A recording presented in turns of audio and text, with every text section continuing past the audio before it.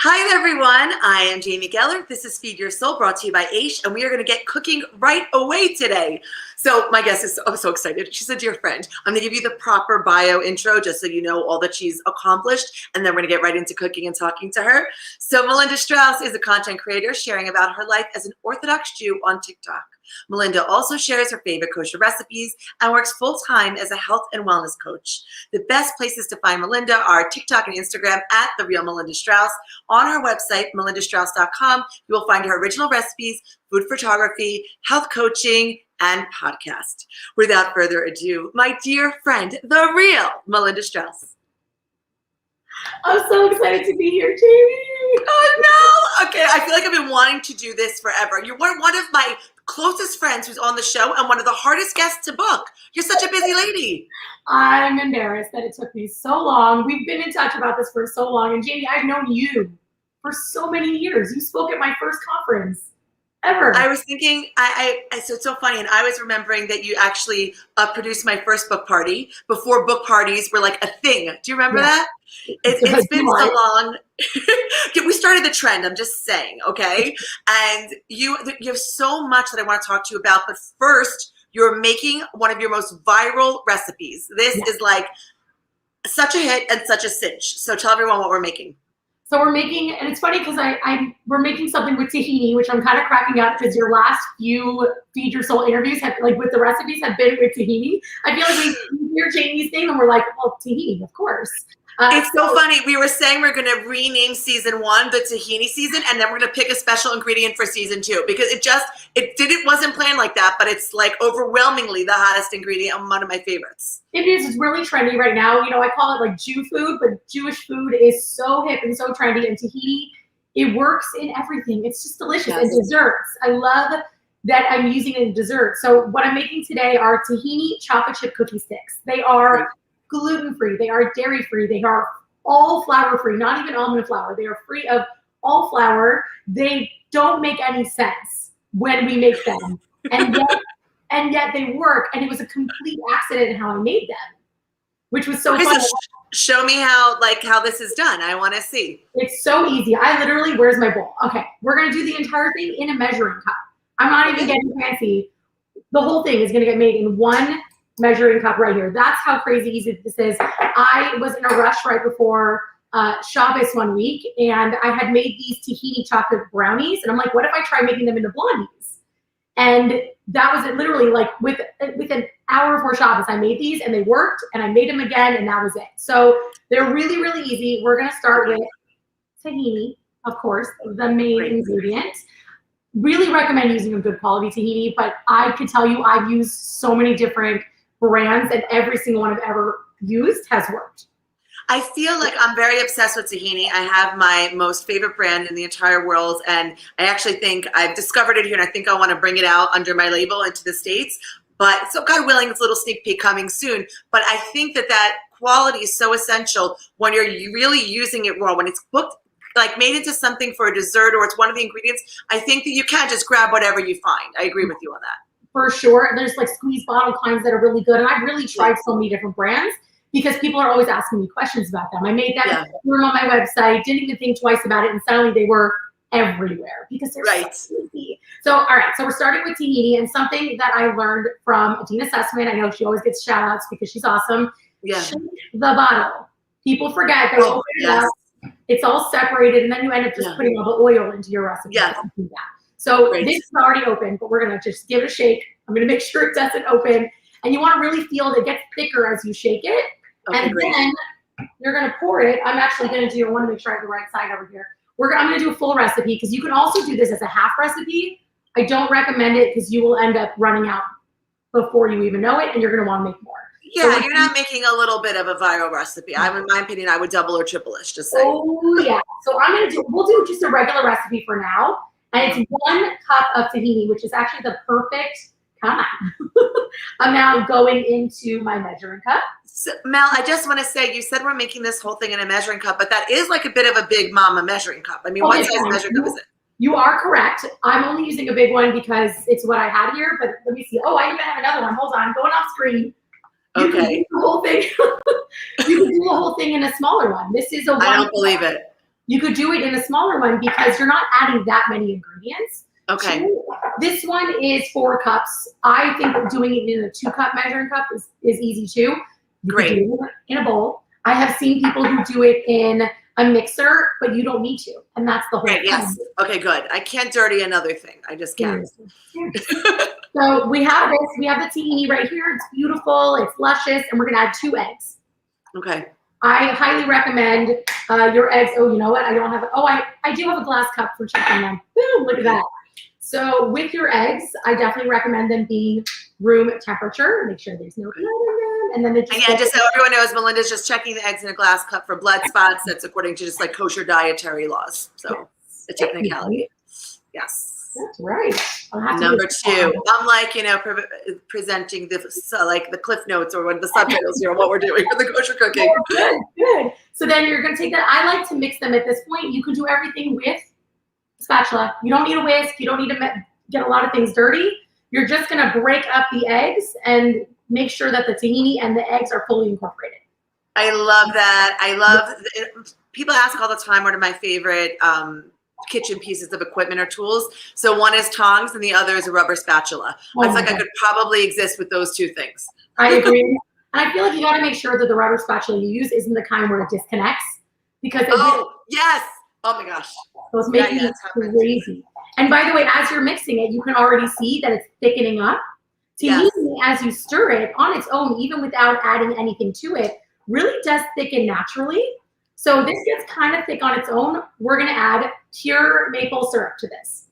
I've got the, Costco Kirkland brand, but you could even do this with honey. I like it with pure maple syrup because I find that it, I don't know, I just like the flavor a little bit better, but you can absolutely do this with honey. We're doing 6 tablespoons. I love that combination of that maple and the tahini. Everyone also knows I love Ceylon with tahini, so I feel like that date honey would work really well with this probably as well. I agree. Ceylon would be amazing. Ceylon just is a little darker, so it will change the color. Okay, good point. There. Okay. We'll see what happens there. That could have been, I don't think it was more, but I'll know from the texture because, of course, okay, great. The last ingredient that goes in that's essential is some baking soda, and then we're done. So baking soda, and we're doing, and vanilla. Oh my gosh, how could I forget vanilla? It's a half a teaspoon of baking soda. You could even I'm so obsessed. I know you said it's flourless, but I kind of didn't believe you. Yeah. This is unbelievable. I love this. Is this good, Melinda, for our health and wellness lifestyle? How many can we eat? Well, what I think is so amazing about this recipe, and one of the things that I've been loving, is all these people who are making them for their kids. And these cookie sticks are full of, there's nothing in them. I mean, there's tons of protein because of the tahini. And there's no flour, and it's only natural sweetener. So and it's very little. I mean, this whole batch, which makes 2 logs of cookie sticks, it has 6 tablespoons of pure maple syrup, and they actually get pretty sweet. Wait, so they said 2 logs, meaning how many sticks are we going to get at the end of this? 2 full sticks on baking sheets. Yeah, but then you're going to cut them into individual sticks. So how many? Individual sticks, right. So you're going to make the long logs like a biscotti. Right. And then you're going to slice them into sticks. Exactly. So. And how many sticks will we get total? I mean, around 24. From this? Yeah. Oh my God. I feel like it's magic. It is magical. It's crazy. And so, so we added vanilla. You could use almond extract if you want, which I think would be amazing. Yeah, delicious. So good. And then what you can do with that is, instead of adding, we're going to add chocolate chips. You can add sliced almonds would be delicious. My kids have done this with crushed up cookies that go in. I love all of that. The sliced almonds and the almond extract feels to me a little like we're going to get into tahini biscotti, where I feel and the chocolate chips be a little bit like chocolate chip sticky cookie blondie situation. For sure. And so what we're going to do is I'm going to add chocolate chips to this. You can't get the Trader Joe's.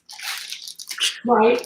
But Do you remember when they almost made the Trader Joe's from non-dairy to dairy, and there was a crazy petition going around, like every kosher woman and or any parent that was, had dairy allergies in her house, like it became our raison d'etre, a reason for being to make sure that Trader Joe's kept their chocolate chips non-dairy. So for a while they were dairy. They were actually dairy for a while. There's another brand that came out. I think you know Connie Schusterman, right? The California Gourmet. Yeah, she's so sweet. And her chocolate chips are amazing. And this is not sponsored, but when she can't help myself. But when Trader Joe's made them dairy, I remember she started making her chocolate chips, and they're amazing. Now Trader Joe's has a higher cocoa, it's 72%, so it's a little more bitter. I like it that way. But you can do whatever chocolate chips you want in there, and we're done. I mean, great. Well, what do we do next? So we got to get it onto the pan, and how do we keep it from oozing everywhere? Well, so here's the trick. It is going to ooze a little bit, and that's okay because they're going to lift and rise while they bake. So what you're going to do, I have one baking sheet here, and I'll show you how you're going to take half. So baking sheet lined with parchment paper. Please line it with parchment paper, or it will stick. I guess you could spray also. I just find that it's so clean and simple and easy to do when you line a cookie sheet with parchment. And we're not talking, like, could you do with the silk pad here, or you really like baking paper and sheet? You could totally silk pad it if you want to, if you have one, for sure. Okay. I actually use my silk pad when I'm in challah. It's like the only thing I use. I have a huge one. And I don't even have one, but I was just here, like, for in case there were inquiring minds that wanted to know about it. So. Oh, and another thing you can do, I actually brought these over. I have seen people do this. You can use foil pans or glass casserole dishes, line it with parchment, and you can make this like blondies. So you can pour this. I love that. Okay, I love both. Yeah, it still works. Options. It makes no sense, but it works, and that's just what we're rolling with. So what you're going to do is you want to take half the batter and pour it like a log. And see, it is going to spread, but that's okay. But it's also quite thick, so it's not going to like completely lose its shape. It's only going so far. Right, and you can even like watch. I'm taking it and bringing it back. I may have done a little bit too much maple syrup, but really it's going to be a little looser. And if you let this sit, if you want in the fridge, that's fine. But this is actually what you want it to look like here. So that's amazing. Mel, are you able to, without having it ooze everywhere, just bring it a little closer to the side camera for 1 second? To the side. Yeah. Okay, great. Fantastic. Yeah, like that. And this is actually perfect. And see how thin it is? And you're like, again, this doesn't. Yes, I'm like nervous for you. I'm like a bit nervous. No, and I want you to know that this is normal so that when people are making it, I will get messages from people who are like, my batter's too thin. Trust me. Put it in the oven. So just like this, thin like this, and I'm going to put this in the oven. And I'm actually gonna set my, if anybody else's Alexas go off, I'm sorry. Alexa, set timer 15 minutes. 15 minutes. Perfect. Starting now. Oh, she's so good. I feel like she's so reliable and always there, except for on Shabbat. It's true. And let me tell you, if you don't press that mute button on Shabbat, she will say hi. She will say hey. You will say hey. So you, through the magic of television, you prepped something for us so we could see. We don't have to wait because I'm very impatient. Yes, and I want to also add, don't add salt to your batter. And I know I still have the other half. I will bake that. And I will lick my countertop. This is just me. It's quality control. I don't want you to add salt to the batter. I find that tahini is naturally a little bit salty. Yes, it is. Yeah. So I took this out. What I should have done, and I realized I didn't do, was sprinkle the top with salt. We'll do that with the next batch, but this is how they come out. Wow, it's amazing. When you actually cut them down into sticks, you could hold up one and then we can kind of see the thickness. Yeah, that's what I'm actually going to do right now. So what I like to do, there's two things you can do at this point. So number one, you're going to take out the cookie sticks, let them sit for a couple minutes, give them a little bit of time to set up, and then you're going to just slice them into sticks. I love it. And how thick? Like half an inch, or like really? I'll show you. You can actually see. What is this? This is like a half an inch here, and they're so pretty. And when you do at the end, when they first come out, you don't have to. My kids like this. I keep some like coarse salt. I love it. Like that. Like a kosher salt, or we're talking like a sea salt here? I would do like a sea salt. Right. Yeah. If you want, you could do kosher salt if you have a thicker cut kosher salt. Right. You don't want the fine stuff that you would be baking with. So for sure, never. Uh-huh. Yeah, it will be really, really salty and gross. But I will tell you, my kids actually like the salt crunch on top. And now I'm going to tell you one thing you can do. So this is it. The sticks are done. You want to let them cool. I will pull one out so you can see. They're so pretty. I think they're so pretty. There you go. And bring it here, Mel, close to the side camera. Even get closer. Oh, yeah. Yes. Ooh, yeah. And there's body to them. Like, so you just confirmed my fear. I mean, I totally do trust you. I'm just saying, but. And they're like fluffy, and see, they're fluffy, which is, I know I'm like trying to go, which direction do I go in? You're perfect. You're perfect. Right. So that, because if you want them crunchier, if you want them like a biscotti, what you would do is do what we just did, slice them up, and then put them back in the oven for another 5 minutes. Right. And do I want them crunchier? Because I kind of am excited about the bit of the chew here. That's what I'm thinking. So I like that they're soft. I like that they have a little bit of chew. My kids prefer them when they are soft like this. Yeah. But if you like them crunchier, go for it, right? But you want to have that nice dark color on them. So it's 15 minutes at 350. And they really like, they're not big crunchy biscotti, but they're these little sticks. And again, because they're soft, you wouldn't necessarily serve them like, you know, sometimes people put biscotti like standing up, and so cute. These would definitely fall over, but if you can serve them, and they freeze really well. Can I just tell you, I feel like it's the kind of thing that I would actually eat out of the freezer. Like you probably could. Oh yeah. Not gonna lie. I feel like they're dangerous. They're dangerous, Melinda. They're dangerous, except for there's nothing really bad in them. Now, mind you, I wouldn't recommend eating the whole thing. It has been done before, but by lots of people, including myself. That's why this is, if you have it, this is what I used to have on my website. And everyone was like, oh, I should have made more. I'm like, I'm going to go to the website and just double the recipe for you guys. Right. So that's amazing. Yeah, and you get we'll post the link below so that everyone can see. These are Melinda's viral tahini chocolate chip sticks. But Mel, these are not your first viral recipe. Do you know which one I think is your first? But tell me. So I think it was my rainbow cake. That was good too. But there's another one. Your caramelized onion and spaghetti squash has been visited over 1 million times on jamiegeller.com. So that and I didn't even know that at first, by the way, how many people see it on your website.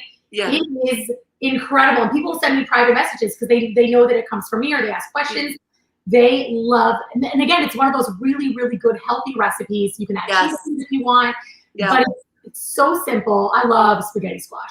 I love it too. I discovered it when I was in New York and college at NYU, and using it with sauce and a little Parmesan for like that substitute for spaghetti technically. But I love what you did with it in this casserole, and even without cheese, it somehow has this crazy cheesy vibe to it.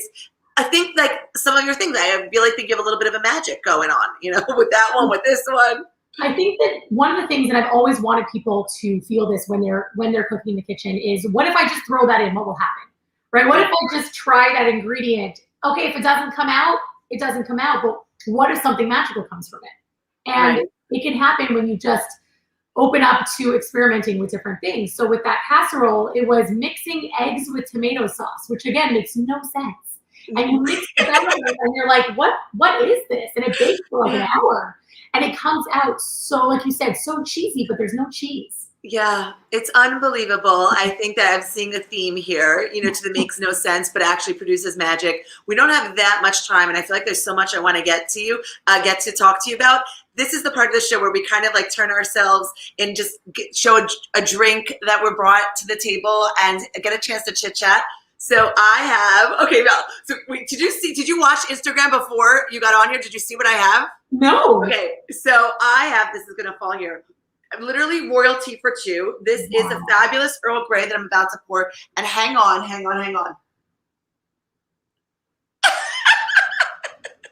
That is amazing.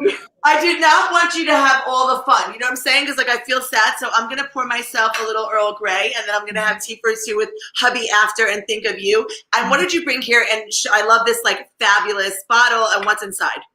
Okay, so this is my water bottle. I drink one of these every day. It has 8 cups of water in it. So my goal every day is to drink 8 cups of water minimum. I also drink 2 cups of tea every day, and I drink usually have a seltzer every night with dinner. So that is my goal, is to stay insanely hydrated, winter, summer, whatever time of year, because we're not camels. We need water even when we don't think we do. So I drink one of these every day. And I just have inside like one of those Mio squeeze flavory kind of. Amazing. We were doing a lot of drinking on the prep, and every time you took a sip, I took a sip. Like, you're inspiring me, and I was like feeling thirsty just watching you. Now, Mel, you have your pictures on this. This is like a little bit of your merch situation. I think you blew up on TikTok, and I think I want to get into that in the little bit of time that we have. You put yourself out there in such a real way. And there's been a spike in anti-Semitism lately. And I actually saw that very sad video where you showed some of the comments that you get. How are you dealing with this when you're out there to really educate and inspire and to see that kind of hate coming your way? So I think the biggest thing for me is knowing that the hate is going to happen no matter what. And I don't necessarily fight the hate. I mean, I will delete comments. I will report comments. Sometimes I win the fight. Sometimes I lose it in terms of reporting and deleting. I don't get into arguments with random strangers on the internet who are just saying these things because they're full of hate. So number one, it's always reminding myself that people who post hateful things are dealing with things in their own life. It's not about me. And that helps a lot, especially as someone who is growing and more people are paying attention. And I'm sure you get this too, Jamie. People always have opinions about your life, but their opinions are none of your business. So I take the same thing with anti-Semitism, and I know a lot of people just have no idea what they're talking about. Right. We know that's true, and people are full of ignorant hate. But I know that what I'm doing is changing so many people's thoughts, and it's adding to what some people don't even know what a Jew is. Right? The amount of every day I get, what is kosher? Every day, and I'm like, how do people not know what kosher is? But the world doesn't. I'm the only Jew so many people know now. And so remembering that keeps me going, because I know that even with all the hate, if I can change more and more lives and more people's thoughts about what Jews are, then I'm doing something good. That's my version of advocacy, is education. So I feel like you've done so much in your life and so accomplished. And first you were this unbelievable, food blogger and a recipe developer and food photographer. Then I feel like you had a second career, and everything's continuing simultaneously. It's not like you're switching, you're just adding on. Then you became this incredible health and wellness coach. And if I had more time, I would tell you I've gained 50 pounds and I need major help, Mel, and I'm in such a terrible place, but we'll put that aside for now. Why was this important to you to go out there and share your Orthodox life? Like, why was this your calling? So I didn't do it on purpose. I'm just going to be honest. It wasn't so purposeful that I was suddenly going to be teaching about Judaism. It really started with me talking about anti-Semitism, because I realized I had a few thousand followers on TikTok, and which is incredible. And I was grateful for 2,000 followers. And I remember thinking, and by the way, I joined Clubhouse and I saw you did too. And now I'm like grateful for like 200. It's so crazy. Like, it's just the beginning. So I hear that. Every number counts. Every number is someone you're reaching. I don't care if you have 10 followers or 10,000. It's someone you're reaching. And I've been doing this for so long on Instagram and reaching the Jewish audience. And then suddenly I'm on TikTok and I'm like, I don't think any of these people following me are Jewish. It was like random people. And I was like, well, there was all this stuff going on in New York, the different things with the governor and things with the colors. There was a lot of anti-Semitism happening. And I was like, I think I'm going to talk about it. Because if these few thousand people don't even know that anti-Semitism exists, because they live whatever country, they live in the Midwest, in the middle of nowhere, because that's where a lot of them seem to come from, and that were following me, I'm going to talk about it. And I'm going to connect with those people, and they're going to learn about anti-Semitism. So I started sharing about that, and people's reactions were exactly what I expected. They were like, wait, there's anti-Semitism still happening in the world? And it's crazy to me, but like, of course, we're Jews, we see it, we know it's happening. And I realized I could talk more about this. So as I started talking more about anti-Semitism, more and more people started following me, and they started asking questions. And my rule is, if they're asking it, I'm going to answer it. Because it means that did you ever feel like, who am I? Was there any self-doubt ever? Am I now representing Judaism, the Jewish people, Orthodox Judaism, or were you just like gung-ho and just felt this calling and it was spilling out of you? So it's not the who am I, which is an interesting one. I certainly am like I was talking to my cousin, Shani Tarragon. Yeah, sure. So I was just talking to Shani. I was showing her my TikTok because she to me is like, she's such a beautiful Jew, and the way that she connects with people and teaches all over the world. And I'm showing Shani my TikTok. And I can't believe she's your cousin. Yeah, she's my first cousin. Our parents are siblings. My dad and her mom are siblings. Wait, I'm beside myself. You know, I've done like tons of videos with her. Oh yeah, she's just she's such a holy person, right? Just speaking about her, her soul shines literally. Yeah. Like if you could see a physical manifestation, someone walking around with an aura about them. Yeah. Wow. So thank you for making that connection. I didn't know that. Oh yeah, we're very close, and she's amazing. And so I was showing her my TikTok, and that was the moment I was like, what am I doing? And I was so proud. I was showing her everything, and I was like, it felt so strange to be showing Shani, the kind of person who's inspired me in a million different ways as a Jew, showing her the work that I'm doing. And I'm like, I hope it's enough.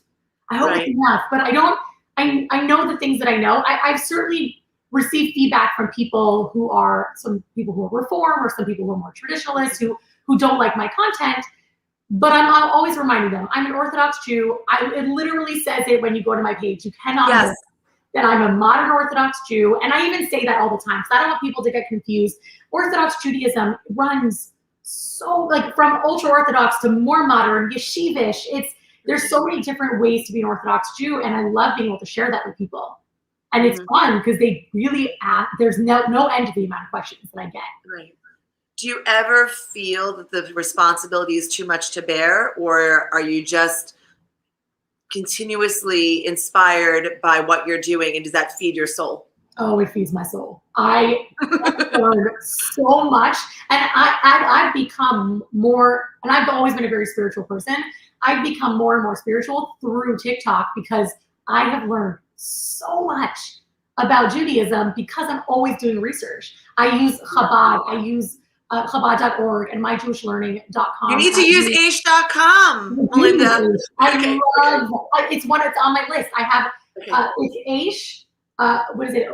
Do I use the OUs? I use like the because I use that a lot for kosher certification stuff, and but I love aish. It helps because they really write things out so it makes sense. Yeah. And one of the things is I like to make things very simple and clear because I'm speaking to, for the most part, a non-Jewish audience. Right. So I don't want to get too complicated because it's complicated sometimes.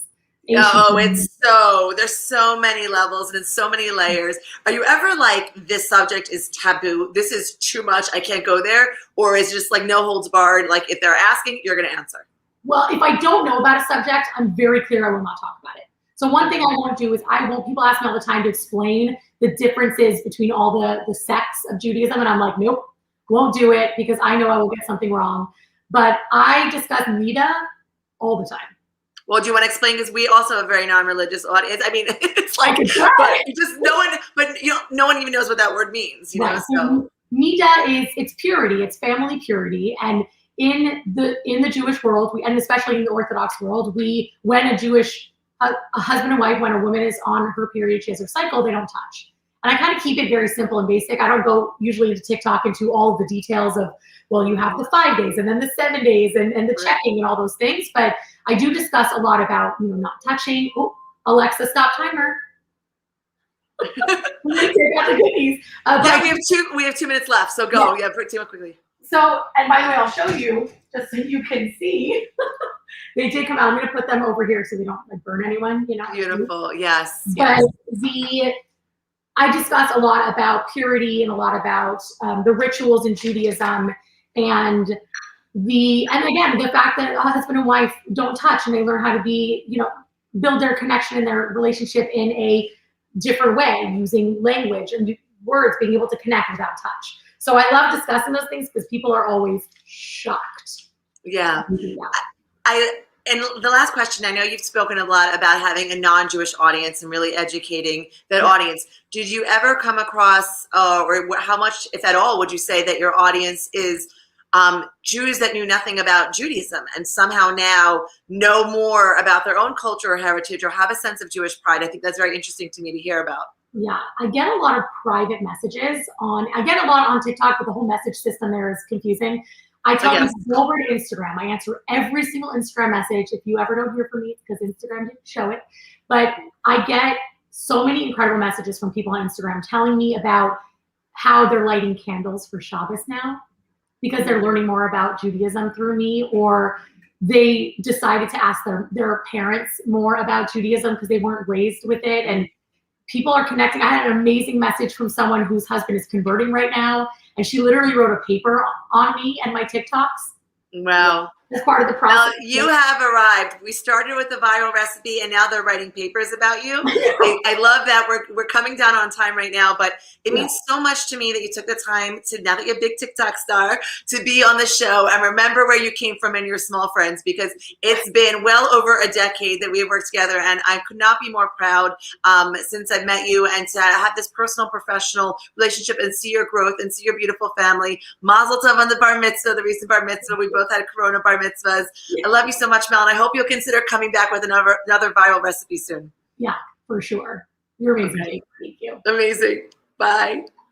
Okay, so it's nice when the big stars remember the little people. Melinda is unbelievable. This has been Feed Your Soul, brought to you by Aish. I'm Jamie Geller. Until next week.